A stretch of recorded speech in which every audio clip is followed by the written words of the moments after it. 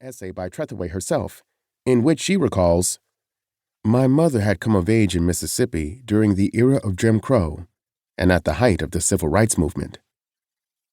She had grown up steeped in the metaphors that comprised the mind of the South, the white South, and thus had not missed the paradox of my birth on Confederate Memorial Day. A child of miscegenation, a word that entered the American lexicon during the Civil War in a pamphlet. It had been conceived as a hoax by a couple of journalists to drum up opposition to Lincoln's re-election through the threat of amalgamation and mongrelization. When I was born, my parents' marriage was illegal in Mississippi, and as many as 20 other states in the nation, rendering me illegitimate in the eyes of the law. Persona non grata. My father was traveling out of town for work, so she made the short trip from my grandmother's house to Gulfport Memorial Hospital, as planned, without him. On her way to the segregated ward, she could not help but take in the tenor of the day, witnessing the barrage of rebel flags lining the streets, flanking the Confederate monument, private citizens, lawmakers, Klansmen, hoisting them in Gulfport and small towns all across Mississippi. Sequestered on the colored floor, my mother knew the nation was changing, but slowly. She knew I would have to journey toward an understanding of myself, my place in the world, with the invisible burdens of history, borne on the back of metaphor, the language that sought to name and thus constrain me. I would be both bound to and propelled by it. She knew that if I could not parse the metaphorical thinking of the time and place into which I'd entered, I could be defeated by it. And yes, it was important for us to include previously published work from some of our greatest writers, so that we were always contextualizing our contributors in a long tradition and a widely vast current moment. For instance, a 1979 interview with Ernest J. Gaines and Callaloo editor Charles H. Rowell also appears in this section. Gaines is clear about his need to be with the land, not only with the people, but to be with the land.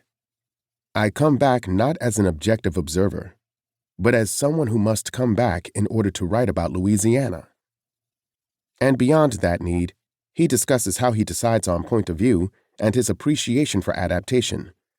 Of course, I have questions about what Gaines means when he associates bad writing with too many Black arts movement writers, as if excellence is characteristic of more writers from any other movement. Our How You Living section shows writers' habits and ways of moving through the world such that their lives are open to inspiration and play. Here, Camille T. Dungy quips, "The first thing a writer needs to do is to learn how to pay attention." Our What It Looked Like section follows with actual writing exercises from Tony Medina and Afa Michael Weaver, and a full discussion on the uses of form in any genre from Tiffany Yannick. I'm probably proudest of gathering the Who You With section, which is ultimately about empathy and collaboration. How do we write those who are supposedly and obviously different from ourselves? How do we maintain creative partnerships with those who audiences might not expect? Is it possible to speak for the community through our work?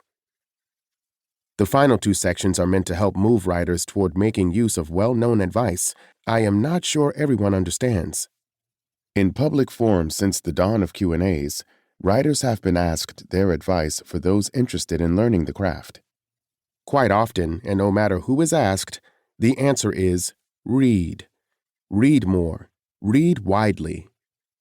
How to read begins to get at what to do with all that reading, and how to translate it into well-wrought writing. Angela Flournoy discusses how reading frees us to write grief and tragedy as we feel it, and not as if there is some prescribed way to do it right.